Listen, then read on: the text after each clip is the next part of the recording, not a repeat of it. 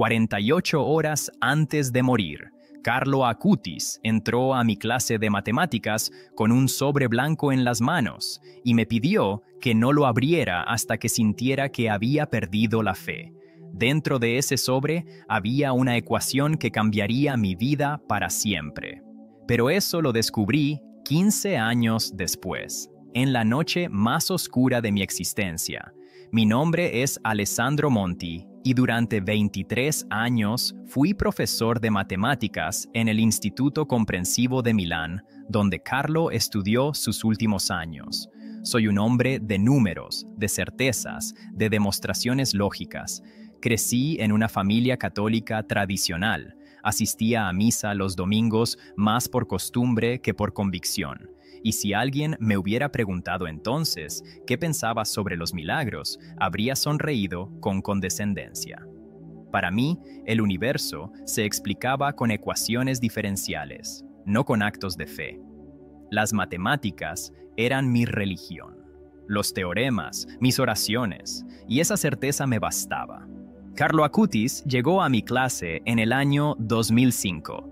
Era un chico delgado, de cabello castaño, siempre un poco despeinado, con unos ojos que parecían contener una profundidad impropia de sus 14 años. Desde el primer día me llamó la atención su capacidad para resolver problemas complejos con una intuición que no podía explicarse solo con estudio. Mientras otros estudiantes se perdían en las derivadas y las integrales, Carlo encontraba patrones donde yo no los había visto. Una tarde, después de clase, se acercó a mi escritorio con un cuaderno lleno de anotaciones. Me mostró cómo había relacionado la sucesión de Fibonacci con la distribución de pétalos en diferentes flores que había fotografiado en el parque. No era solo un ejercicio matemático, era una búsqueda de significado. Recuerdo que le pregunté por qué le interesaba tanto encontrar patrones en la naturaleza. Me miró con esa sonrisa suya, tranquila y sabia, y me dijo algo que en ese momento me pareció ingenuo, pero que nunca olvidé. Dijo que las matemáticas eran el lenguaje con el que Dios había escrito el universo, que cada número, cada proporción, cada simetría era una firma divina. Yo asentí cortésmente, como se asiente ante la inocencia de un adolescente creyente, pero por dentro pensé que era una pena que un cerebro tan brillante estuviera contaminado por el misticismo. Qué equivocado estaba. Durante ese año escolar, Carlo y yo desarrollamos una relación que iba más allá de la típica entre profesor y alumno. Él venía a mi clase después del horario regular para discutir sobre teoría de números, sobre la proporción áurea, sobre las matemáticas fractales, pero siempre encontraba la manera de llevar la conversación hacia lo trascendente.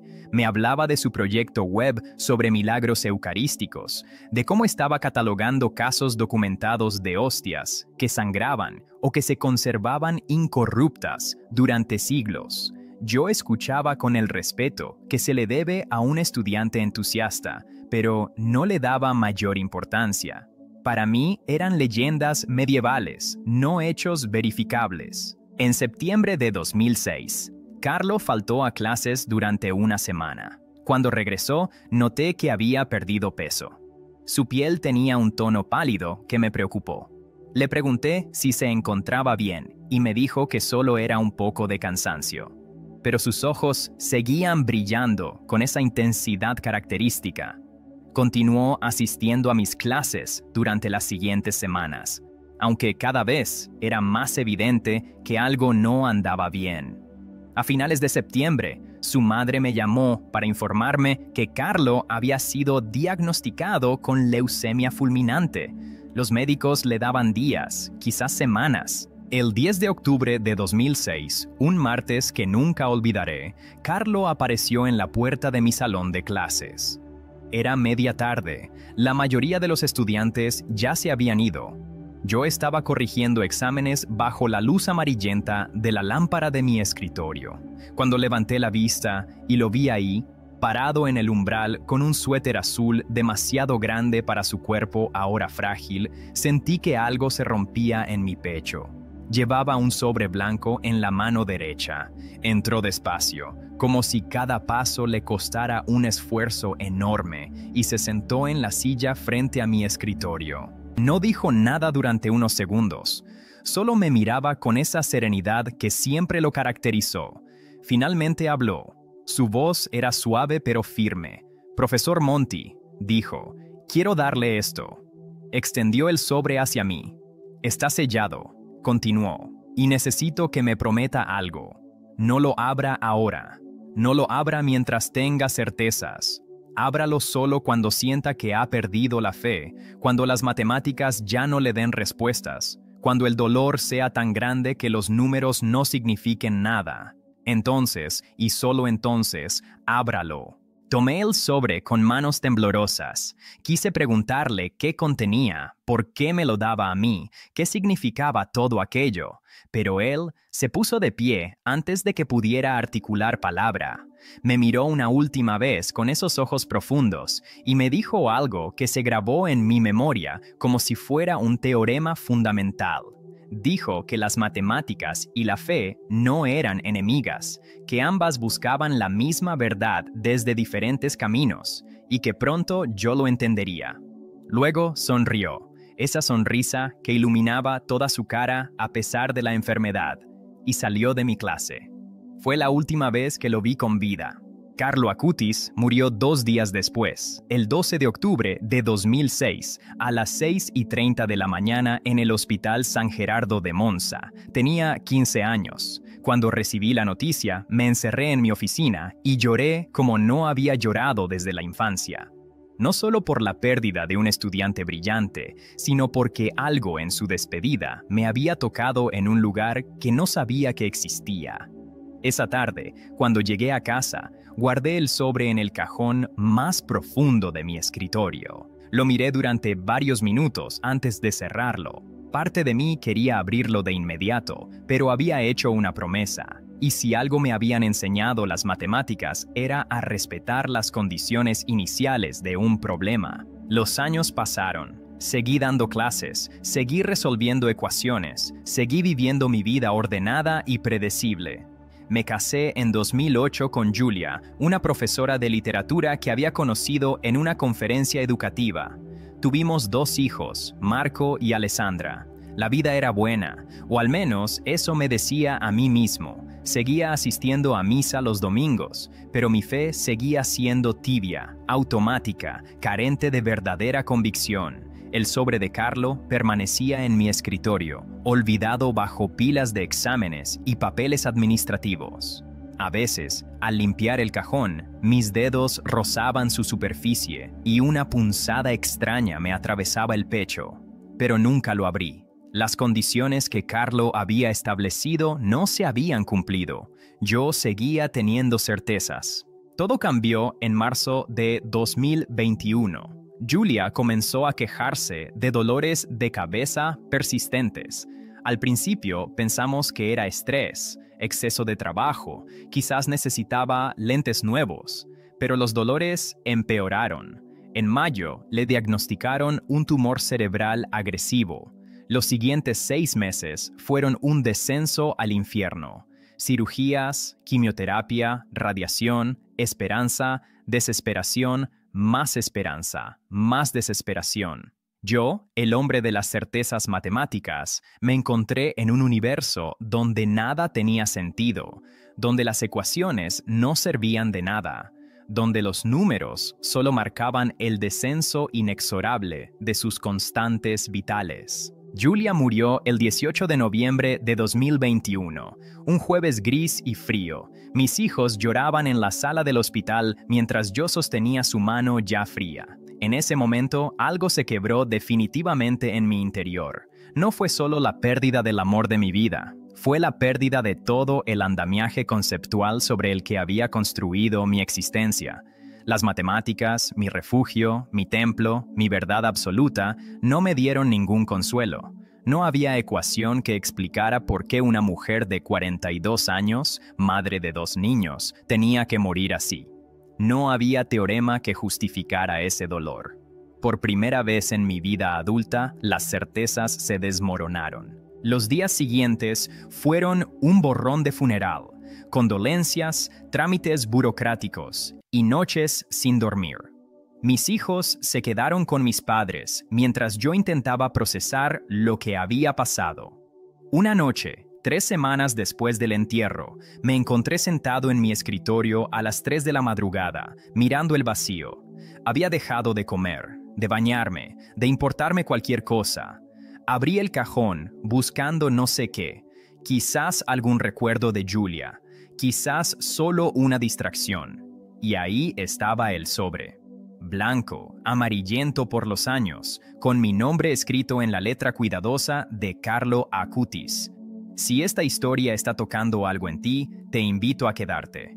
Lo que viene después es aún más fuerte. Tomé el sobre con manos temblorosas. 15 años habían pasado desde que Carlo me lo había entregado. 15 años durante los cuales había permanecido sellado, esperando. Y ahora, en la noche más oscura de mi vida, cuando efectivamente había perdido toda fe, cuando las matemáticas se habían revelado insuficientes, cuando el dolor era tan grande que los números no significaban nada, las condiciones se habían cumplido. Rompí el sello con cuidado, como si estuviera abriendo algo sagrado. Dentro había una sola hoja de papel doblada. La desdoblé bajo la luz de mi lámpara. Lo que vi me dejó sin aliento. En el centro de la página, escrita con la letra perfecta de Carlo, había una ecuación. No era una ecuación convencional. Era una relación matemática que involucraba la proporción áurea, el número phi, multiplicado por constantes específicas y relacionado con una serie de números que al principio no reconocí. Debajo de la ecuación, Carlo había escrito algo en letra más pequeña. Decía: «Profesor, cuando abra esto, sabrá que ha llegado el momento de ver. Estos números no son solo números, son coordenadas, son lugares donde lo imposible se vuelve visible. Investigue los milagros eucarísticos del anciano, Buenos Aires y Legnica. Luego, resuelva la ecuación. Entenderá que las matemáticas siempre señalaron hacia él». Me quedé mirando el papel durante horas. Mi cerebro de matemático comenzó a trabajar automáticamente, analizando la estructura de la ecuación, identificando los componentes. La proporción áurea, 1,618, estaba multiplicada por constantes que parecían arbitrarias a primera vista. Pero cuando comencé a desarrollar la ecuación, cuando apliqué las operaciones indicadas, los resultados comenzaron a formar pares de números. Pares que, con un escalofrío, reconocí como coordenadas geográficas, latitud y longitud. Encendí mi computadora por primera vez en semanas. Busqué información sobre los milagros eucarísticos que Carlo había mencionado. Lanciano, Italia, siglo VIII. Una hostia consagrada se convierte en carne y sangre humana durante una misa. Análisis científicos realizados en 1971 confirman que es tejido cardíaco humano del tipo AB positivo. Buenos Aires, Argentina, 1996. Una hostia descartada en agua comienza a sangrar. Estudios posteriores confirman que es sangre humana con glóbulos blancos vivos, imposible en tejido muerto. Legnica, Polonia, 2013. Una hostia caída al suelo desarrolla manchas rojas que resultan ser tejido miocárdico humano en proceso de agonía. Tomé las coordenadas exactas de estos lugares. Lanciano, 42 grados, 13 minutos norte, 14 grados, 23 minutos este. Buenos Aires, 34 grados, 36 minutos sur, 58 grados, 23 minutos oeste. Legnica, 51 grados, 12 minutos norte, 16 grados, 9 minutos este. Luego volví a la ecuación de Carlo. Desarrollé cada término con precisión matemática, y lo que descubrí me hizo caer de rodillas. Los resultados de la ecuación coincidían exactamente con las coordenadas de esos lugares, no aproximadamente. Exactamente, hasta los minutos de latitud y longitud. Carlo Acutis, un chico de 15 años que había muerto en 2006, había escrito una ecuación matemática que predecía con precisión absoluta las ubicaciones geográficas de milagros eucarísticos documentados, algunos de los cuales habían ocurrido años después de su muerte. El de Legnica había sucedido en 2013, 7 años después de que Carlo muriera. Era imposible. Matemáticamente imposible, y sin embargo, ahí estaban los números, irrefutables como un teorema demostrado.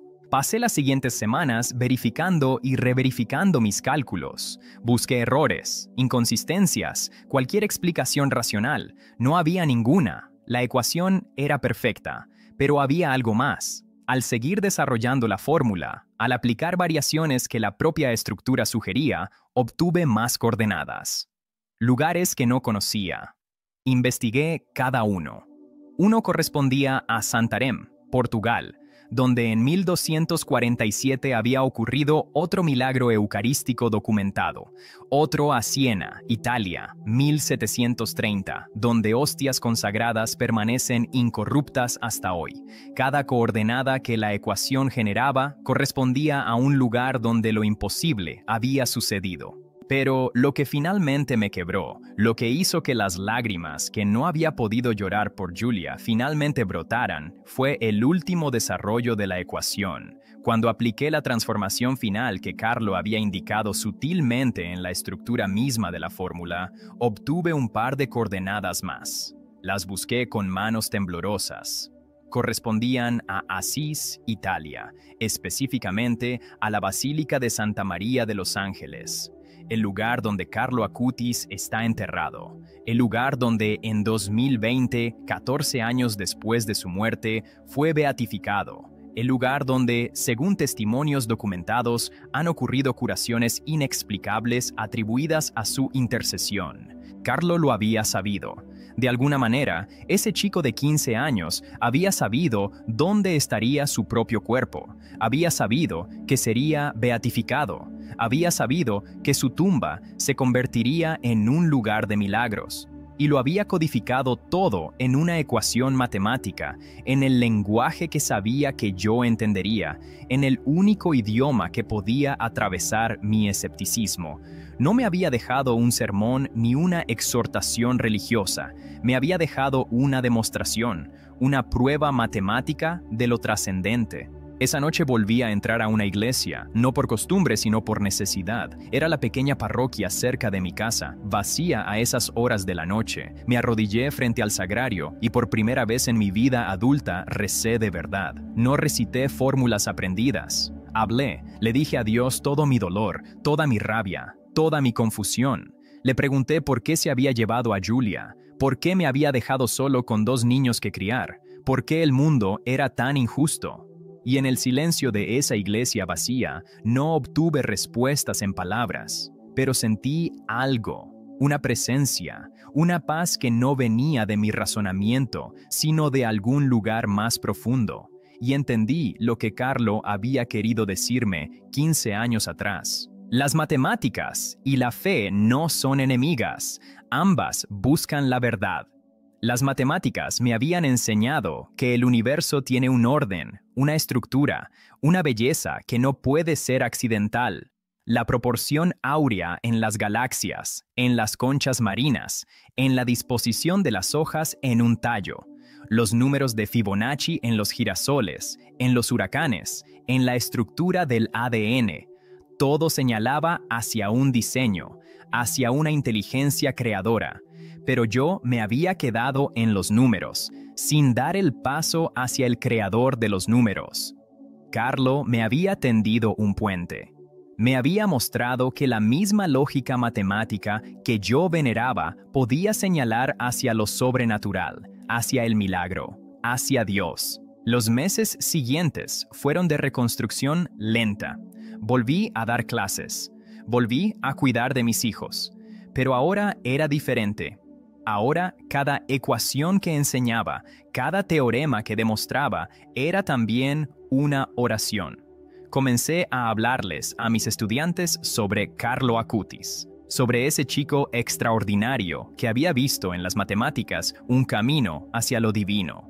Algunos me miraban con escepticismo, como yo había mirado a Carlo años atrás. Otros escuchaban con curiosidad. Unos pocos, muy pocos, entendían. En octubre de 2022, 16 años después de su muerte, viajé a Asís por primera vez. Necesitaba estar frente a la tumba de Carlo. Necesitaba cerrar el círculo.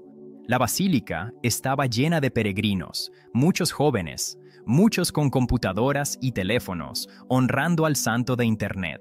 Me arrodillé frente a su tumba, donde su cuerpo permanece visible, vestido con sus jeans y zapatillas característicos. Y le hablé en silencio. Le agradecí por la ecuación. Le agradecí por esperarme. Le agradecí por no darse por vencido con un profesor terco y ciego. Saqué de mi bolsillo el sobre original, ya amarillento y gastado por los años. Lo había traído conmigo, y ahí, frente a la tumba de Carlo Acutis, hice algo que nunca pensé que haría. Prometí dedicar el resto de mi vida a enseñar lo que él me había enseñado, que la ciencia y la fe pueden bailar juntas, que los números pueden ser oraciones, que las ecuaciones pueden ser mapas hacia el misterio, que un chico de 15 años puede ser más sabio que un profesor de 50, que los milagros no contradicen las leyes naturales, sino que las trascienden, que el amor es la ecuación más perfecta. Ahora, cuando enseño la proporción áurea a mis estudiantes, les cuento sobre Carlo. Cuando explico las series de Fibonacci, les muestro cómo él las veía como firmas divinas. Cuando desarrollamos ecuaciones complejas, les recuerdo que las matemáticas son el lenguaje de la creación. Algunos se burlan, otros se interesan, y cada tanto, muy cada tanto, veo en los ojos de algún estudiante ese mismo brillo que vi en los ojos de Carlo. Esa combinación de inteligencia y asombro, de lógica y fe, de razón y misterio. Y entonces sé que el mensaje continúa. La ecuación de Carlo sigue en mi escritorio, ahora enmarcada. La miro cada mañana antes de salir a trabajar. Me recuerda que hay preguntas que los números solos no pueden responder, pero que pueden señalar hacia las respuestas. Me recuerda que la muerte de Julia, aunque sigue doliendo, no es el final de la ecuación, sino una variable en un sistema más grande que no puedo comprender completamente. Me recuerda que Carlo Acutis, ese chico extraordinario que entró a mi clase hace tantos años, conocía secretos que yo aún estoy aprendiendo. Hace unos meses recibí un correo electrónico de un exalumno que ahora estudia física en la universidad.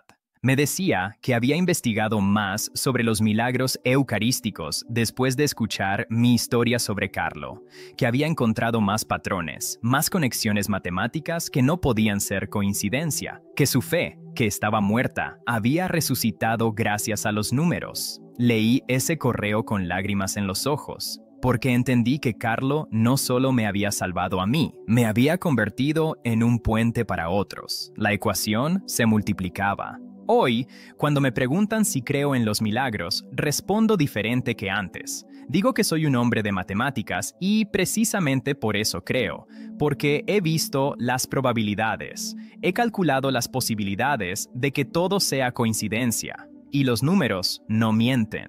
Las matemáticas me llevaron a la fe, no a pesar de la razón, sino a través de ella.